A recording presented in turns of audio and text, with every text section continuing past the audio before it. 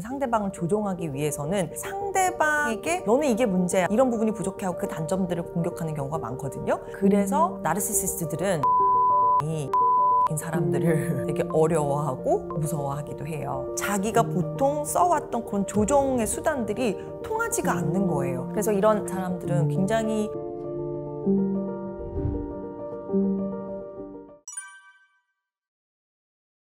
겉으로는 처음부터 자기 특성을 드러내지 않는 나르시시스트들이 많아요. 굳이 종류로 따지자면 뭐 취약형 나르시시스트라고도 부르기도 하는데, 그래서 이 사람들은 심지어는 겉으로 봤을 때 조금 수줍음도 내성적이고, 그리고 굉장히 자기가 좋은 사람인 것처럼 포장을 하는 경우가 있어요. 특히 상대방한테 원하는 게 있을 때 꼭 쟁취해야하기 때문에 남들보다도 그거를 얻기 위해서 더 자기를 포장하고, 그래서 아주 가깝게 지내는 경우에는 아무리 저 사람이 포장을 해도 좀 쎄하게 감지가 되는 것들이 있을 수밖에 없잖아요. 근데 적당한 거리에서 지내는 경우에는 나르시시스트를 알아보기가 쉽지가 않고, 그래서 꽤 오랜 기간 인지하지 못한 채 관계가 유지되는 경우도 있어요. 그런데 자기가 뭔가 주장을 해야 되는 순간 이제 그때서야 발톱을 드러내는 경우가 많아요. 우리가 소위 죄책감을 느끼려면 어떤 도덕성과 양심과 이런 어떤 가치 체계가 마음속에 이제 있어야지 내가 죄책감을 느낄 수가 있는 거거든요. 왜냐면 죄책감이라는 거는 내가 어떤 잘못을 했을 때 나 스스로 느끼는 어떤 감정이잖아요. 근데 나르시시스틱한 사람들이 정서적으로 굉장히 좀 건강하지 않은 양육 환경에서 자라나는 경우가 많거든요. 근데 결국 이런 양심이나 초자와 이런 가치 체계는 부모님한테서 우리가 받아요. 그래서 부모님의 도덕성, 부모님의 뭐 요구사항, 부모님의 금기사항, 이런 것들이 마음속으로 받아들여지면서 어떤 가치 체계가 형성이 되는 건데, 나르시시스틱한 사람들은 어렸을 때 정서적으로 굉장히 건강하지 않은 부모였기 때문에 그 부모의 가치 체계를 받아들이기가 어려워요. 그 내면에 그 초자라는 구조가 잘 형성이 되지 않아요. 그래서 나르시시틱한 사람들은 죄책감이라는 감정을 잘 느끼지가 않기 때문에 반복적으로 다른 사람한테 피해를 주는 행동을 서슴지 않을 수 있는데, 나르시시틱한 사람들이 수치심이라는 감정은 잘 느껴요. 많은 사람들이 죄책감과 수치심을 동일한 어떤 의미로 받아들이거든요. 근데 동일하지 않아요. 분명한 차이가 있어요. 죄책감은 내면에서 내가 알아서 스스로 느끼는 거고, 수치심은 다른 사람이 내가 나쁜 행동을 했다는 걸 알지 못하면 끝까지 그 수치심이라는 감정은 느끼지가 않는 거거든요. 그래서 수치심이 오히려 더 성숙하고 발전돼야지 죄책감이라는 감정까지 갈 수가 있는 거예요. 나르시시스트들은 자존감이 굉장히 안정적인 사람들을 되게 어려워하고 무서워하기도 해요. 그래서 이런 안정적인 자존감은 어디서 오는 거냐? 결과적으로는 나 자신이 누구인지에 대한 정체성이 뚜렷하고 확고해야지만 안정적인 자존감을 가질 수가 있어요. 그래서 정체성이 견고한 사람들은 다른 사람과 나 사이의 어떤 경계가 굉장히 뚜렷해요. 그래서 내가 잘한 거와 내가 잘못한 거는 내가 잘하고 잘못한 거고, 상대방의 문제와 잘한 거는 상대방의 문제와 잘한 거예요. 그래서 그거를 잘 구분할 줄 알거든요. 그래서 결과적으로는 나 자신도 좋은 점과 나쁜 점이 공존하는 하나의 통합적인 개체고, 상대방도 장점과 단점을 모두 갖고 있는 통합적인 개체라는 인지가 확실해요. 근데 이제 나르시시스트들이 많은 경우에는 상대방을 관계 안에서 끌어들이고 자기가 원하는 대로 조종하기 위해서는 스스로를 되게 이상화해서 표현하는 경우가 있잖아요. 그러니까 자기 자신도 되게 이상적인 존재라고 믿고 싶고 상대방도 그렇게 믿게끔 굉장히 여러 가지 조종을 하는데, 이렇게 정체성이 뚜렷하고 상대방과 나의 장단점을 잘 인지하고 있는 사람은 나르시시스트들의 이상화에 잘 넘어가지 않거든요. 그리고 상대방을 조종하기 위해서는 상대방에게 너는 이게 문제야, 너는 이런 부분이 부족해 하고 그 단점을 공격하는 경우들이 많이 있고, 실제로는 그 상대방한테 없는 단점들을 공격하는 경우가 많거든요. 근데 이미 자기 스스로의 장단점에 대해서 확고한 인지를 갖고 있는 사람들은 그런 나르시시스트의 조종에도 그렇게 쉽게 흔들리지가 않는 거예요. 그래서 나르시시스트는 이렇게 뭔가 상대방이 나를 약간 이상화된 갑옷으로 둘러싸고 상대방이 나의 좋은 면만을 바라보기를 바라는데, 뭔가 나를 바라볼 때 상대방이 굉장히 나의 부족한 부분들도 직시하는 것 같은 느낌이 드는 경우에는 나르시시스트는 굉장히 불편해요. 왜냐? 자기 결함을 숨기기 위해서 평생을 지금 왜곡된 방법으로 이걸 보완하고 있잖아요. 근데 막상 그걸 뚫고 보는 어떤 사람들을 봤을 때는 굉장히 수치심이 건드려지거든요. 그래서 그런 사람들 불편해하고 자기가 보통 써왔던 그런 조정의 수단들이 통하지가 않는 거예요. 그러니까 상대방 컨트롤이 안 되는 거죠. 그래서 굉장히 그런 사람들 불편해하고 두려워하는 경우가 있습니다. 확고한 정체성, 안정적인 자존감을 지닌 사람들은 어떤 모습을 보일 수 있냐면요. 환경에 따라서 나 자신에 대한 인식이 극단적으로 격변하지 않아요. 그래서 환경이 잘 풀렸다고 해서 나를 너무나 터무니없이 막 잘난 사람이라고 여기거나 아니면 환경이 안 풀렸다고 해서 나를 터무니없이 너무나 못난 사람으로 여기거나 이렇게 극과 극을 오가지 않거든요. 나르시스틱한 사람들의 주요 특성 중에 하나가 이런 환경적인 여건에 따라서 자기 스스로를 바라보는 어떤 관점이 극과 극을 오가는 거예요. 그래서 감정 조절을 못하는 이유도 자기가 환경적으로 잘 나가고 편하고 할 때는 되게 안정적이고 여유 있어 보여요. 쿨하다라는 느낌 줄 수 있지만 자기가 생각하는 환경적으로 풀리지가 않으면 엄청난 분노와 정말 극단적인 우울감과 이런 정서 조절 못하는 모습을 보일 수가 있거든요. 그래서 너무나 환경적인 건이나 성공이나 그런 거에 의해서 나 자신을 바라보는 관점이 거기에 따라서 감정이 격변하지 않는 게 자존감과 정체성이 안정적인 사람의 대표적인 모습일 것 같습니다.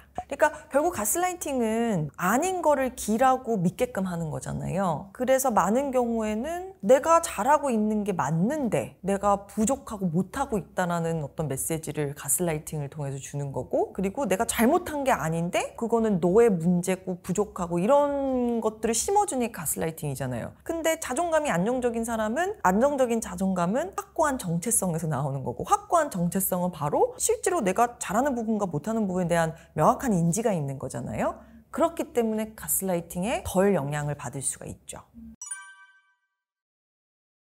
지금은 이제 나르시시스트라는 단어가 되게 많이 보편화됐잖아요. 근데 몇 년 전만 해도 나르시시스트? 왜 그거에 대해서 유튜브 채널을 왜 하는 거야? 그게 뭐야? 라고 물어보시는 분들이 되게 많았거든요. 그래서 나르시즘을 되게 자기 자신을 되게 사랑하는 그런 좋은 의미만 있다고 아시는 분들도 있었고요. 아니면 반대로 진짜 나르시스트의 나르시즘, 되게 좋지 않은 이기적인, 자기중심적인 이런 뜻만 있다고 또 여기시는 분들이 있는데, 사실 나르시즘은 건강한 나르시즘부터 건강하지 않은 나르시즘까지 모두를 포함한 개념이에요. 그래서 모든 사람들은 이 두 가지 나르시즘을 어느 정도는 갖고 있어요. 이게 정도의 차이가 있다 뿐이지. 그래서 나르시시스틱한 사람들, 건강하지 않은 나르시즘이 훨씬 더 크게 자리 잡고 있는 거고요. 그래서 제가 이전에 읽었던 책들 중에서 건강한 나르시즘에 대해서 되게 잘 묘사했다고 여겨지는 책이 있었어요. 그래서 그걸 잠깐 소개를 해드릴게요. 크레이그 말킨 박사의 Rethinking Narcissism이라는 책이었습니다.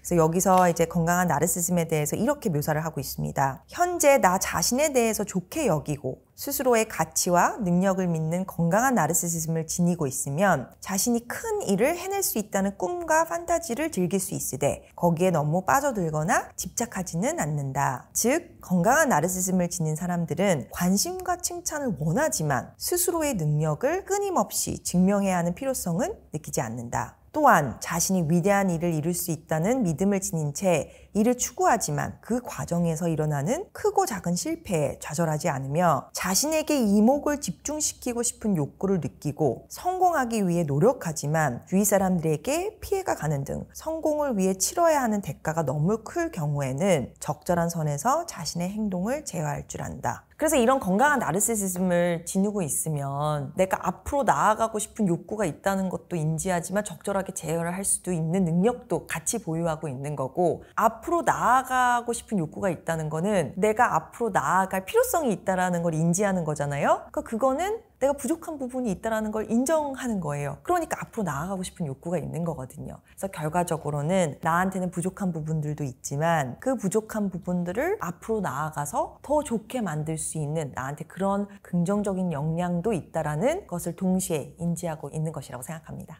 정말 나를 알기 위해서는 나와 가깝게 지내는 사람들과의 긴밀한 소통이 정말 중요하다고 생각을 해요. 왜냐하면 우리는 아무리 스스로가 강하다고 생각하고 굉장히 자신감이 있다고 생각하더라도 실은 인생의 순간순간 힘든 순간들이 올 수밖에 없고 나 자신에 대해서 확신이 안 들고 용기도 안 생기고 내가 부족한 부분이 있는 것 같고 그런 순간들이 올 수밖에 없잖아요. 그럴 때 나를 정말 오랫동안 옆에서 지켜오고 나를 잘 아는 누군가가 예를 들어 은수야 그렇지 않아. 너가 이렇게 힘들어하는 부분들은 상황이 그래서 그렇지 너는 참 이런 좋은 측면들을 갖고 있고 이런 부분들은 뭐 부족할 수도 있지만 사람이 완벽할 수는 없지 하면서 나를 객관적으로 비춰줄 수 있는 누군가와 지속적인 소통을 하는 게 정말 중요하다고 생각합니다. 그래서 실질적으로 내 삶 안에서 이런 존재들이 있는 사람들은 굉장히 감사한 거죠. 감사한 거고 어떤 분들은 실제 삶 안에서 이런 사람들을 갖게 되는 좋은 기회들이 없는 사람들도 있거든요. 그래서 그런 분들 중에서는 그런 치료를 통해서 뭔가 객관적으로 나를 비춰줄 수 있고 내 상황을 바라봐 줄 수 있는 치료진을 통해서도 이거를 확인하는 경우도 있습니다.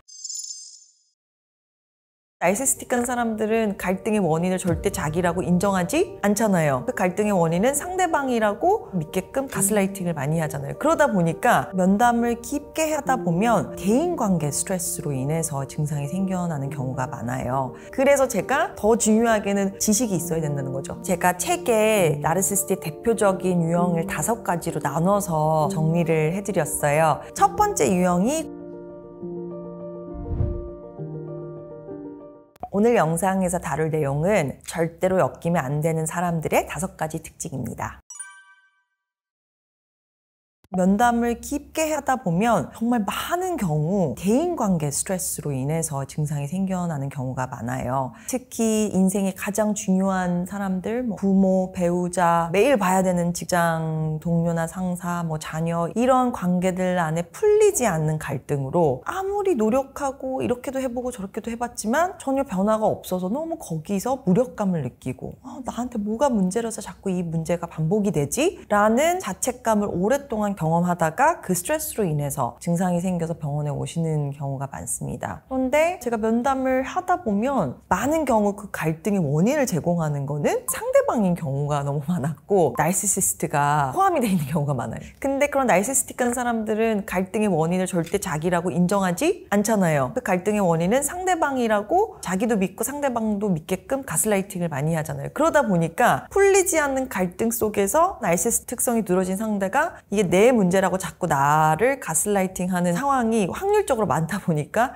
자책하면서 오시는 분들이 많은 것 같습니다. 수십 년간 연구되어 정신질환 및 통계편람 DSM에 기재되어 있는 자기의 성격 특성들이 있어요. 공감 능력이 손상돼 있고 본인의 중요성이나 능력에 대해서 굉장히 과대하게 인지를 하고 있고 본인은 어딜 가나 특별한 대접을 받아야 되는 특권의식, 다른 사람들보다 자신이 더 잘났다는 근거 없는 우월감, 관심 받고자 하는 욕구가 굉장히 강하고 그런 관심을 받으려고 지나치게 노력을 하고 항상 주변 사람들의 칭찬과 찬사를 받고 싶어하고 질투심이 굉장히 강해요. 그리고 대인관계 안에서 되게 착취적이에요. 그리고 관계를 자신이 필요한 것을 얻을 수 있을 정도로만 맺어요. 그러니까 관계의 목적은 필요한 것을 얻는 거예요. 그렇기 때문에 깊이 있는 교류를 할 필요성을 못 느껴서 대인관계들이 굉장히 피상적이에요. 그리고 분노감 등의 어떤 정서 조절이 굉장히 어렵고요. 그리고 그 외의 특성들도 많이 존재를 하고 있는데 어느 특성을 어느 정도 갖고 있느냐에 따라서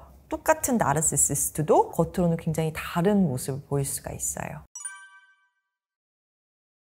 제가 책에 나르시시스트의 대표적인 유형을 5가지로 나눠서 정리를 해드렸어요. 그 이유는 사람들이 전형적인 나르시시스트의 모습만을 알고 그 외의 유형들은 나르시시스트인지 모르는 경우가 있어서 이런 모습을 띠고 있는 사람들도 날 가능성이 높다라는 것을 알려드리고 싶었고요. 첫 번째 유형이 과대형 나르시시스트예요. 가장 전형적으로 생각하는 나르시시스트 유형이죠. 그래서 굉장히 거만하고 잘난 척하고 자기보다 이런 조건 조건적으로 못한 사람들은 굉장히 무시하고 이런 모습들을 이제 보일 수 있고요. 그런데 이제 사회적인 성공이나 권력, 뭐 외모적인 아름다움을 굉장히 중요시해서 겉으로 봤을 때는 오히려 굉장히 매력적이고 카리스마 넘치고 자신감 있어 보일 수 있어요. 그래서 대인관계도 굉장히 잘하는 것처럼 비춰질 수가 있고, 그래서 약간 전형적인 모습이라고 하면 좀 막 명품으로 치장하고 되게 고가의 차량 운전하면서 비싼 식당에서 밥을 먹고 그러면서 이제 그런 거에 대해서 사진을 찍으면서 가장 본인한테 좋은 놀이터인 SNS에 끊임없이 포스팅을 하면서 다른 사람들이 굉장히 자기를 부러워하고 질투할 거라고 믿는 그런 모습들이 좀 전형적일 수 있을 것 같고요. 그리고 사회적으로 뭐 직장 내에서 성공할 가능성이 높아요. 그 이유는 워낙에 성공, 뭐 재력, 막 권력 이런 것들을 맹목적으로 추구하고 그거를 자기가 원하는 걸 얻기 위해서 약간 수단과 방법을 가리지 않는 측면들 때문에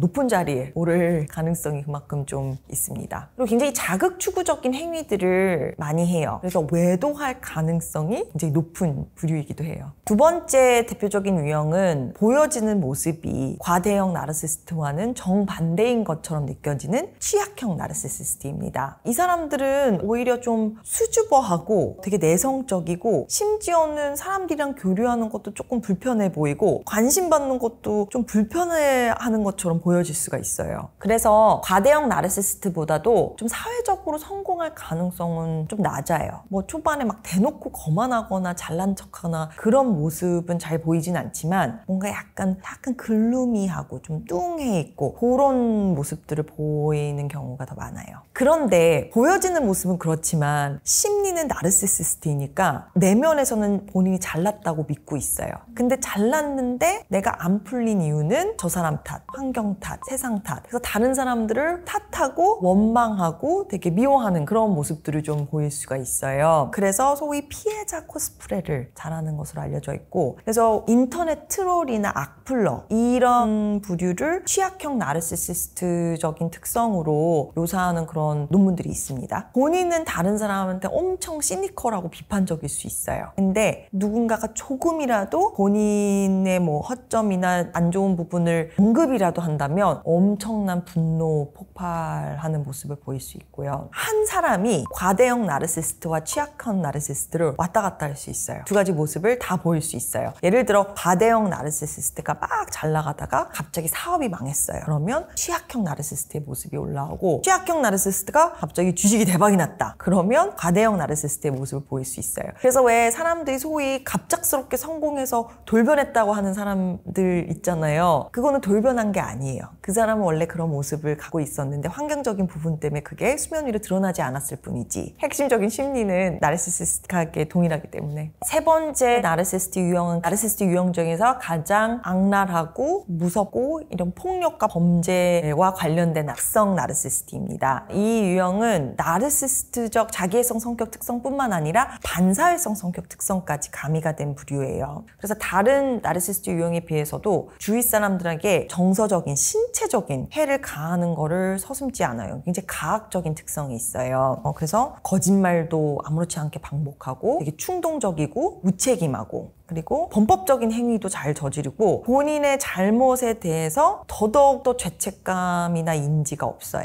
그래서 우리가 흔히 알고 있는 사이코패스, 소시오패스랑 굉장히 유사하게 느껴질 수 있죠. 네 번째, 천사의 탈을 쓴 나르시시스트 유형, 바로 공동체적 나르시시스트입니다. 이 부류는 사회적으로 봤을 때 굉장히 선한 일, 좋은 일을 함으로써 본인의 과대성을 드러내는 부류예요. 그래서 예를 들어서 큰 기부라든지 봉사라든지 이런 거를 통해서 사람들의 찬사를 듣고 싶어 하고, 근데 실질적으로 자신이 행하는 일이 얼마나 사람들한테 선한 영향력을 끼치는지는 중요하지 않아요. 이 일이 얼마나 알려져서 본인이 그거를 통해서 본인의 위상이 올라가느냐가 제일 중요해요. 근데 여기서 오해하시면 안 될 게, 너무나 많은 선한 일을 하시는 분들은 정말 선한 일을 위해서 하시는 분들이에요. 근데 이제 일부 이런 공동체적 나르시시스트적인 특성들을 지닌 사람들이 있다는 거고요. 그래서 이 사람들은 본인의 이런 선한 행위를 반드시 SNS든 매스컴이든 통해서 알려야 돼요. 그리고 누구나 우리가 좋은 일 하면 다른 사람들이 알아봐 주기를 원하잖아요. 그건 누구나 그런데 예를 들어서 내가 어떤 선한 일을 했는데 그게 뭐 다른 사람들이 실은 잘 알지 못하게 됐어요. 그러면 약간 속상은 할 수 있어도 내가 이렇게 좋은 일을 해서 도움을 받는 사람들이 있으니 거기서 우리는 뿌듯해하고 되게 기뻐하잖아요. 근데 이 공동체적 나르시스트들은 아무리 자기가 했던 선한 일이 좋은 영향을 끼쳤더라도 그게 알려지지 않으면 엄청나게 분노해요. 그리고 대외적인 이미지는 굉장히 선하고 좋지만 그 바로 측근들은 너무나 괴로워요. 측근들한테 굉장히 추적이고 정서적으로 막 하대하고 그런 모습들을 보일 수가 있고요. 그래서 잘 모르는 누군가가 당신은 이렇게 훌륭한 사람이랑 같이 일해서 너무 좋겠어요. 그러면 주위 사람은 되게 힘들어하죠. 네. 그래서 가장 대표적으로 공동체적 나르시스트와 악성 나르시스트를 혼합한 부류가 바로 사이비 종교의 교주입니다. 5번째 유형은 독선적 나르시시스트. 약간 공동체적 나르시스트랑 다르게 이 부류는 이런 도덕성, 종교적인 고결함, 윤리의식이 나는 너무 특출난 사람이다. 이런 거를 강조하면서 자신의 어떤 특출남을 강조하는 나르시스트 부류예요. 본인이 하는 모든 생각과 행동은 다 옳아요. 그리고 상당히 고압적이고 상대방의 어려움과 부족함에 대한 이해가 전혀 없어요. 그래서 예를 들어서 이런 부류가 신 돈에도 굉장히 예민하거든요. 돈에 인색하고 예민하고 경제적으로 안정적이지 않은 사람들을 보면 나약한 거고 게으른 거고 이거는 뭐 자격이 없고 이런 식으로 상대방을 바라봐요. 그래서 상대를 정죄하는 태도를 통해서 자신이 우위를 차지하려고 하는 거예요. 일찌감치 상대와 여러 번 교류를 하는데 쎄하다라는 느낌이 약간이라도 감지가 되면 그거를 그냥 넘기면 안 돼요. 그리고 그 상대가 나한테 어떤 부탁이나 요구를 해왔는데 그게 약간 적절치 않은 경우에 그 순간을 놓치면 안 돼요. 예를 들어서 상대방이 나라면 절대로 저런 부탁이나 요구를 해오지 못할 것 같은데 그걸 너무 서슴없이 했을 때 초반에는 그게 그렇게 무리가 아니면 그래 내가 해주지 뭐 하라고 넘기는 경우가 대부분이잖아요. 근데 그때 그 쎄한 순간을 놓쳐서는 안 돼요. 그리고 되게 신기하게도 나르시스틱한 사람이랑 교류하다 보면 몸이 반응한다고 얘기해 주시는 분들이 많아요. 내가 처음부터 저 사람 만나는데 약간 좀 저 사람 볼 때마다 소화도 좀 안 되는 것 같고 머리도 좀 아픈 것 같고 좀 약간 어지러운 것 같고 이런 느낌이 정말 들었었다. 너무 신기하게. 근데 알고 보니 나중에 그 사람이 엄청난 나르시스틱한 사람이었다. 그런 얘기를 주시는 분들이 많거든요. 근데 그게 과학적인 기전이 뭐냐면 우리가 나르시시스트란 개념을 몰랐을 때도 이미 나르시시스트를 만났을 확률은 너무 높아요. 왜냐면 세상에 나르시스틱한 특성이 두드러진 사람들이 숫자적으로도 너무 많거든요. 그래서 그런 사람을 한 번 경험했을 때 정서적으로 되게 힘들었을 거잖아요. 그 사람이 나한테 이런 많은 괴로움과 정서적인 고통을 줬으니까. 근데 스트레스는 몸의 신체 기관에 영향을 줘요. 그래서 예를 들어 소화가 더부룩해서 안 되고 가슴도 답답하고 막 두근거림이 심하고 이랬을 때 병원에 가서 뭔가 검진을 했는데 전혀 문제가 없는데 증상이 이어지는 경우가 있거든요. 그 이유가 뭐냐면 스트레스를 너무 받으면 뇌에서 화학적인 변화가 일어나서 몸에 이상이 없어도 이런 이상 증세가 뇌에서 감지가 될 수 있어요. 그래서 한 번 내가 과거에 나르시스틱한 사람이랑 굉장히 고생을 해서 내 몸에서 그런 반응들이 일어난 경우가 있어요. 근데 이제 몇 년이 지났어요. 근데 내가 또 어떤 사람을 만났는데 나는 그 사람을 아직은 인지는 하지 않았지만 의식적으로 그 사람의 어떤 표정과 태도와 뭔가 무의식적인 어떤 소통 내에서 나를 불편하게 하는 측면들이 내가 감지가 되기 때문에 나는 의식적으로는 기억하지 못하지만 내 뇌에서 무의식적으로 그걸 감지하고 신체 증상을 일으키는 경우가 있어요. 왜냐하면 우리는 소통을 의식과 의식에서 하는 소통이 다라고 생각하지만 그렇지 않아요. 무의식적인 소통이 너무나 중요해요. 그래서 우리가 의도하는 말, 단어 이런 것들이 아닌 어떤 찰나의 목소리 톤과 표정 이런 부분들이 실은 상대방한테 굉장히 정보를 많이 주거든요. 그런 부분들을 인지하고 있다면 조금이라도 일찍 이 나르시스틱한 사람을 감지하는 데 도움이 되실 것 같고 그래서 제가 더 중요하게는 이 나르시즘에 대해서 얘기를 드린 이유는 지식이 있어야 된다는 거죠. 지식이 없으면 알아보기가 힘들어요. 크게는 두 가지로 나눌 수 있을 것 같아요. 저는 너무나 많은 분들이 상대방으로 인해서 수년간 고통을 받다가 그거를 치유하기 위해서 오시는 분들을 저는 너무나 많이 뵙잖아요. 유의미하게 우울증, 불안증 이런 게 생긴 경우도 거의 대부분이에요. 왜냐면 너무나 오랫동안 스트레스를 받았으니까. 그래서 그런 우울증과 불안증도 치료하지만 관계 안에서부터 받았던 어떤 트라우마들, 나 자신에 대한 부정적인 생각들, 상처들 그런 부분들을 조금 깊이 있게 다루는 게 중요하고요. 그거 이상으로도 중요한 관계, 뭔가가 나로 하여금 이 관계를 선택하게 되고 굉장히 왜곡되고 건강하지 않은 관계임에도 불구하고 오랜 기간 이 관계 안에 머물러 있게끔 한 나의 요소들이 또 있거든요. 근데 오해를 하시면 안 되는 거는 나르시시스트한 사람과 어떤 상대방이 있으면 관계 안에 많은 갈등들은 나르시시스트한 사람에 의해서 생기는 게 훨씬 많죠. 나의 요소 때문에 이 문제가 생겼다는 게 아니라 그치만 이 관계 안에 오래 머물러 있을 수밖에 없었던 건 현실적인 이유 플러스 나의 내면의 요소들이 좀 있어요. 근데 그 요소들은 이미 내가 이 나르시시스트한 사람을 만나기 전에 내가 갖고 있었던 상처와 어떤 이런 트라우마들이 작용하는 경우가 많거든요. 이 내가 원래 갖고 있는 상처들을 실은 또 치유하는 것이 궁극적으로 이 전체 과정의 회복에 있어서는 굉장히 중요합니다. 근데 너무 예민하게 받아들이는 거 아니야? 다른 사람들은 더 힘든 상황도 많은데 너가 그렇게까지 느낄 거는 아닌 것 같은데 이런 식으로 그 사람의 힘든 감정을 축소시키거나 잘못된 것처럼 느끼게 하는 것도 대표적인 가스라이팅이고요. 저한테 오셔서 상담하시는 너무나 많은 분들이 이 경험하셨고요. 심지어 책과 삶 구독자분들 반갑습니다. 정신과 의사 원수입니다.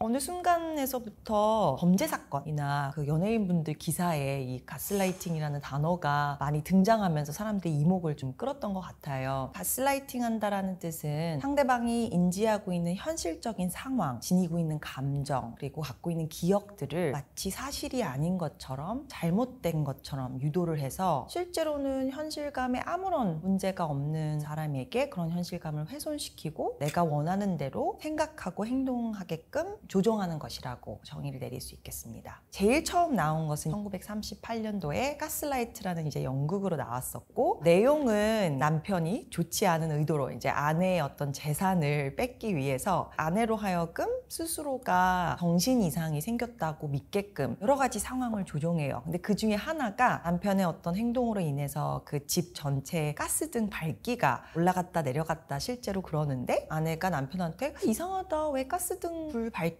바뀌지? 얘기를 하는데 남편이 무슨 얘기야, 가스등 밝기는 차이가 없어, 너 좀 이상하다, 왜 차이가 없는데 그렇게 인지를 하지? 하면서 아내의 현실감을 훼손시키는 그런 내용이 포함되어 있어서 가스라이팅이 아마 그 단어의 어떤 유래가 되고 있습니다.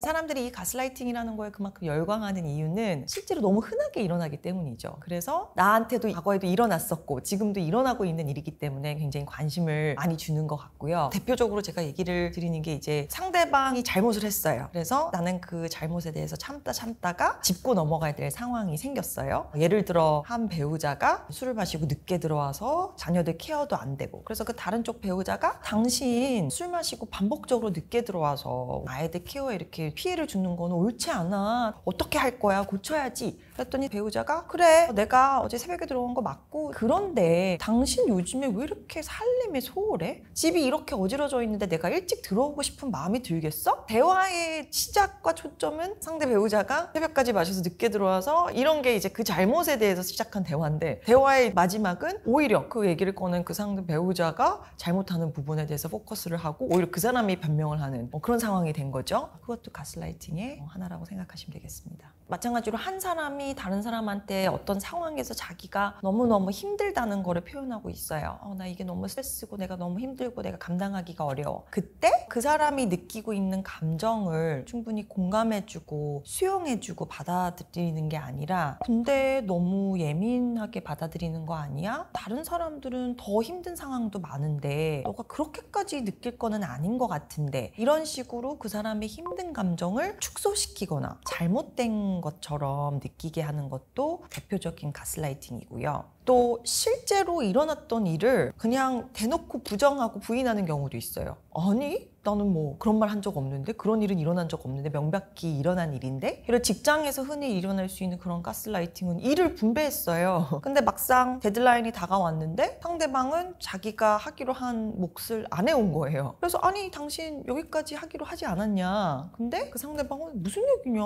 그렇게 얘기한 적 없다, 우리가 원래 여기까지만 하기로 했다. 그래서 서로 합의한 부분을 전혀 아니라고 부정을 하는 그런 상황도 있고요. 나는 명백하게 맞다고 생각한 사실을 반복적으로 틀리다고 하고 감정도 부정하고 내 기억들도 전부 뭔가 내가 잘못 인지하는 것처럼 대한다면 너무 혼란스럽죠. 그래서 그런 상황이 반복되면 내가 생각하는 게 맞나? 내가 이렇게 느껴도 되나? 이런 스스로에 대한 의구심을 갖게 되고 스스로에 대해서 자신감도 떨어지고 자존감도 떨어지고 이런 상황들이 반복되면서 나중에는 이게 되게 오랫동안 지속이 되면 혼자서 내가 뭔가를 하는 것 자체가 너무 어렵게 느껴져요. 혼자서 뭐를 판단하고 결정하고 그럼 나 자신에 대한 신뢰가 떨어지는 거거든요. 그래서 그 스트레스를 계속 받게 되면 뇌 화학적인 변화들도 생길 수 있고 그래서 정말 유의미한 우울증, 불안증들이 생길 수 있어요. 그리고 그 증상들이 점점 더 심해지면 앞서 말씀 주셨던 것처럼 이런 극단적인 자살 사고까지도 이르는 경우들이 있어요. 또 스트레스와 면역 기능 사이의 연관성은 너무나도 많이 연구가 되어 있고 지속적으로 스트레스를 받았을 때 소화기 질환은 물론 뭐 자가 면역 질환, 갖가지 통증, 심지어 암까지 생기는 경우들은 너무나 보고가 많이 되어 있기 때문에 신체적인 건강에도 정말 큰 영향을 미칠 수 있습니다. 사람들은 가스라이팅에 대해서 들으면 나르시시스틱한 사람들이 상대방한테 이렇게 뭔가 이익 취하려고 일부러 내가 이렇게 거짓말을 해서 저 사람을 속여야지 하면서 가스라이팅을 한다고 생각을 많이 하시는데 항상 그렇지는 않아요. 가스라이팅에는 의식적인 측면과 무의식적인 측면이 공존해요. 나르시시스틱한 사람들이 왜 자기애성 성격 특성이라는 그런 톡식한 특성들을 형성하는 이유가 뭐냐면 그들은 정체성과 자존감이 굉장히 불안정해요. 그래서 그런 불안정한 정체성과 자존감을 가리기 위해서 왜곡된 방법으로 보완하기 위해서 적대적인 특성들을 형성을 하는 거거든요. 근데 가리는 것도 상대방한테만 가리려고 하지 않고 자기 스스로도 인지를 하고 싶어 하지 않아요. 그런데 막상 어떤 상황이 왔을 때 명백하게 자기가 잘못한 상황이란 말이죠. 근데 그 잘못을 인지하면 본인의 부족한 부분들이 수면 위로 오르잖아요. 근데 그거를 필사적으로 원하지 않는 거예요. 왜냐면 자기의 결함을 보게 되면 굉장히 부정적인 감정들, 뭐 수치심이라든지 분노라든지 이런 감정들을 경험하게 되니까 본인 스스로도 이거는 내 잘못이 아니라 당신 잘못이야 라고 자기도 믿고 싶고 상대방도 믿게끔 가스라이팅을 하는 거예요. 나르시시스틱한 사람들이 가스라이팅뿐만 아니라 다른 여러 조종 방법들이 있어요. 근데 그 중에 정말 대표적인 게 침묵하기, 투명인간 취급하기예요. 저한테 오셔서 상담하시는 너무나 많은 분들이 이 투명인간 취급, 침묵하기를 경험하셨고요. 심지어 부부인데 한 집에서 2년 가까이 침묵하기를 한 커플도 저는 본 적이 있어요. 한 집에서 사는데 2년 동안. 근데 대부분 이런 침묵하기가 일어나는 상황은 나르시시스틱한 사람들은 상대방한테 굉장히 터무니없는 요구들을 많이 해와요. 상대방이 실제로는 하기가 굉장히 어려운 그런 부탁들을 많이 해오는 경우가 있어요. 왜냐? 보통은 정서적으로 건강한 사람들은 내가 누구한테 부탁을 하더라도 요 정도 선은 현실적으로 저 사람이 할 수 있겠구나. 내가 요 정도 부탁까지는 할 수 있겠지만 너무 무리한 건 상대방도 못할 거라는 것도 알고 미안한 마음도 들고 상대방이 고생할 걸 생각해서 그렇게 해오지 않잖아요. 나르시시스틱한 사람들은 그렇지 않거든요. 그래서 어떤 나르시시스틱한 사람이 나한테 무리한 부탁을 해왔는데 난 도저히 그걸 들어줄 수가 없어요. 그래서 거절을 했어요. 그 순간부터 나를 상대방은 없는 사람 취급하고 말을 섞지 않기 시작해요. 근데 생각해보세요. 같은 공간에 있는데 직장도 마찬가지예요. 우리 뭐 부서가 뭐 10명인데 다른 9명한테는 아무렇지도 얘기하는 사람이 나한테는 인사도 안 하고 점심시간에 말도 안 걸고 질문을 해도 대답을 안 하고 얼마나 불편하겠어요. 극단적으로 불편감과 긴장감을 초래하거든요. 어떻게 보면 폭발적으로 화를 내는 것보다도 더 긴장감을 유지할 수 있는 어떤 방법이에요. 그래서 누군가 나한테 막 말을 안 하고 없는 사람 취급을 하기 시작을 했어요. 그러면 내가 속으로 내가 얼마나 큰 잘못을 했길래 저 사람이 나한테 이렇게 대하지? 내가 정말 큰 실수를 했나 보다. 내가 들어주지 않았던 요구가 당연히 들어줬어야 되는 요구인가? 하면서 막 혼란스럽게 시작을 하죠. 그래서 이 긴장감을 풀기 위해서 그 사람한테 다가가서 먼저 말도 시켜보고 얘기도 걸어보고 또 뭐를 사주기도 하고 하지만 전혀 이 사람은 나를 계속 없는 사람 취급을 한단 말이죠. 그럴 때 내가 이 긴장감을 깨기 위해서 어쩔 수 없이 상대방이 나한테 해왔던 무리한 요구를 들어주는 그런 상황이 생기는 경우가 많아요. 근데 우리가 보통은 어느 정도 건강한 두 사람끼리 갈등이 있으면 내 감정을 잘 인지하는 사람은 내가 실은 이런 상황에서 이런 부분 때문에 너한테 서운해서 이런 부정적인 감정을 느끼고 있어. 이렇게 우리가 뭔가 해결을 하고 조율해가는 방법을 찾고 싶어. 이게 가장 현명한 거잖아요. 나르시스틱한 사람들은 자기가 왜 이런 감정을 느끼고 무슨 감정을 느끼고 있는지를 본인도 모르기 때문에 굉장히 미성숙하고 극단적인 방법으로 표현을 하는 거예요. 침묵은 하나의 미성숙한 감정 표현이기도 해요. 나르시시스트들이 선호하는 성격 특성이 있어요. 첫 번째는 공감 능력이 높은 사람들을 좋아해요. 그 이유는 나르시시스트들이 실제로는 자존감이 불안정하다고 얘기 드렸잖아요. 그래서 정서 조절이 잘 안 돼요. 외부의 상황에 굉장히 영향을 많이 받아서 분노라든지 우울이라든지 이런 거를 굉장히 잘 느끼거든요. 그래서 자기의 감정을 되게 재빨리 알아차려주고 좋게 해주려고 노력하는 그런 사람들을 원하는데, 소위 우리가 나르시시스틱 서플라이라고도 부르죠. 근데 공감 능력이 높은 사람들은 누가 요구하지 않아도 그냥 자연적으로 상대방의 감정이 느껴져요. 그래서 친구랑 가고 있는데 친구가 조금 표정이 어두워 보여요.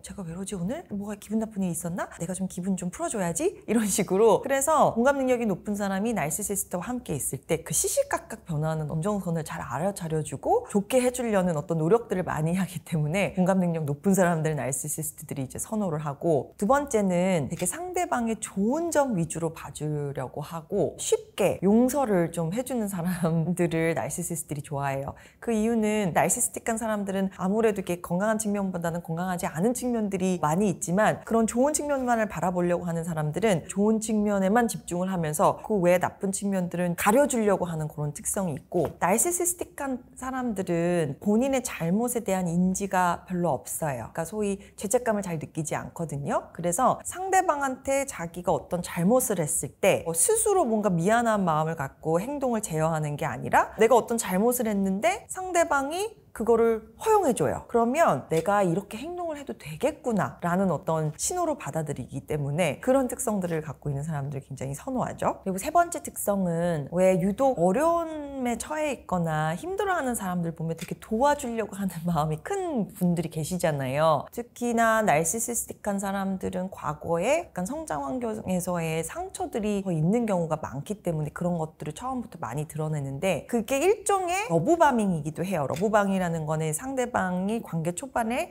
자기를 좋아하게끔 약간 유혹하는 기술이거든요. 상대방한테 나의 아픔을 드러내면서 나한테 연민의 감정을 느끼게 하면서 나를 좀 가깝게 느끼게 하는, 그래서 저 사람이 저렇게 큰 상처가 있었어? 내가 도와주고 싶다. 이런 마음이 들게끔 그런 표현을 잘하거든요. 왜냐하면 우리가 갖고 있는 가장 강렬한 감정 중에 하나가 연민이거든요. 그래서 그런 감정들을 자극을 해서 상대방을 관계 안으로 잘 끌어들이죠.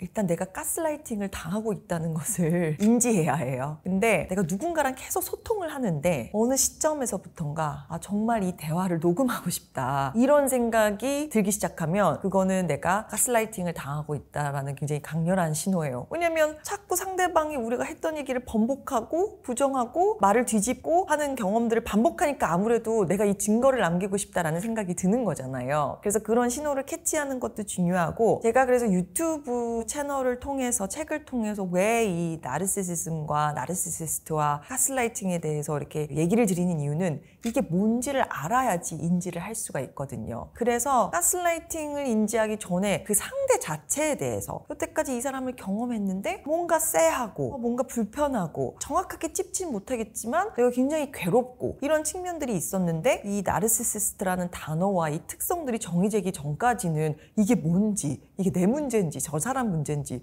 굉장히 혼란스러워하는 시간들만 지나가다가, 이 나르시시스트라는 게 뭔지를 인지를 하고 지금 일어나는 상황을 설명할 수 있으면 상대방의 심리적인 특성에 대해서 구체화할 수 있잖아요. 그리고 상대방의 특성에 대해서 인지를 하기 시작하면 이 상대방이 나한테 여태까지 해왔던 대화 방법이나 대하는 방법들 자체가 여태까지 이렇게 내 잘못이라고 믿게끔 하고 조정을 하고 내 감정과 생각을 부정을 하는 게 이게 가스라이팅이구나 라고 인지하는 게 너무나도 중요합니다. 중요합니다. 그래서 첫 번째 단계는 인지고, 두 번째 또 한 가지 중요한 부분은 오랫동안 가스라이팅을 당하다 보면 어떤 현상이 일어나냐면 상대가 나를 가스라이팅하지 않아도 나 스스로가 나 자신을 가스라이팅하기 시작해요. 그래, 맞아, 내 문제야, 내가 너무 예민해서 그래, 내가 정말 너무 모자라서 그래, 내가 저 사람을 맞춰줄 수가 없어서 그래, 이런 식으로 스스로 가스라이팅하는 경우가 너무 많거든요. 그래서 내가 혹시라도 나 자신을 가스라이팅하고 있는 거는 아닌지 한번 돌아볼 필요성도 있고요. 그리고 대부분의 가스라이팅은 많은 경우에는 가스라이팅을 당하는 사람을 공격하는 경우가 많잖아요. 이게 너 문제고 네가 부족하고 이런 경우가. 근데 상대방이 나를 공격해 올 때 진짜 그 공격들이 나한테 문제가 있어서 공격해 온다고 생각하면 너무나 큰 타격을 입어요. 이거는 너가 정말 너 멍청해서 그래, 네가 게을러서 그래, 내가 진짜 멍청한가 보다, 게으른가 보다 라고 생각하면 그 비방들이 너무나 나한테 영향을 크게 줄 수 있지만, 내가 이제 나한테 그런 터무니없는 공격을 반복적으로 하는 사람이 나르시시스트이고, 그 나르시시스트는 나를 공격하는 게 실은 내가 진짜 부족해서가 아니라 자기 안에 갖고 있는 이런 결함들을 나한테 투사하는, 던지는 행위라는 것을 인지를 하면 내가 정말 문제여서 나를 공격하는 게 아니라 상대방이 자기의 어떤 문제점들을 감당 못해서 나한테 던지는 거, 투사하는 거라는 걸 알면 그 공격들이 굉장히 무력화됩니다.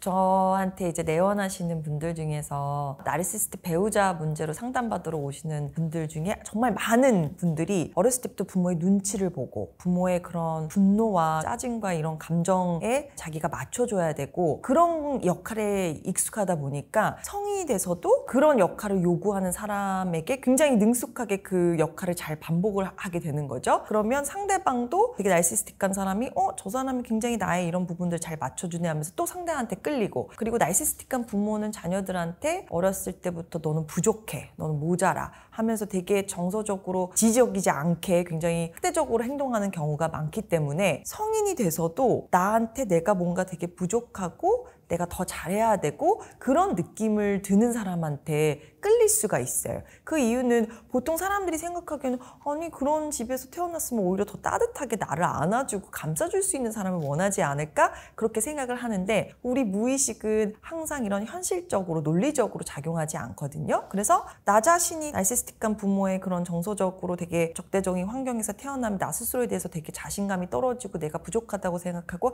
안 그래도 나 스스로 그런 믿고 있는데 그 믿음을 그대로 자극하는 누군가를 만나면 엄청 자극적인 거예요. 왜냐면 건강하지 않고 나를 위해서 좋은 건 아니지만 굉장히 익숙하기 때문에, 그래서 익숙한 거에 우리는 끌리게 돼 있거든요.